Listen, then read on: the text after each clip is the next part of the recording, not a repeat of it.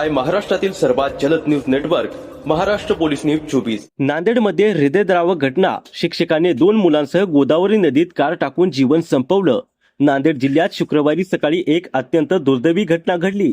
जिल्हा परिषद शाळेतील शिक्षक सुनील मोरे यांनी आपल्या 2 लहान मुलांसह आमदुरा येथील गोदावरी नदीच्या पुलावरून कार नदीत नेल्याने तिघांचाही मृत्यू झाला।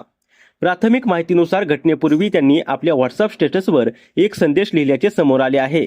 मात्र या संदेशातील दाव्यांची अधिकृत पुष्टी झालेली नसून पोलीस या घटनेचा सर्व बाजूंनी तपास करत आहेत। घटनेची माहिती मिळताच मुदखेड व नांदेड ग्रामीण पोलिसांसह SDRF पथकाने घटनास्थळी धाव घेतली। बचाव कार्यानंतर शिक्षक आणि त्यांचा मुलगा सुमित व मुलगी सारा यांचा मृतदेह नदीतून बाहेर काढण्यात आले।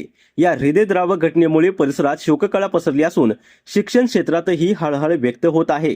या प्रकरणाचा पुढील तपास पोलीस करत आहेत। महाराष्ट्र पोलीस न्यूज 24 साठी नांदेड जिल्हा प्रतिनिधी फिरोज सय्यद।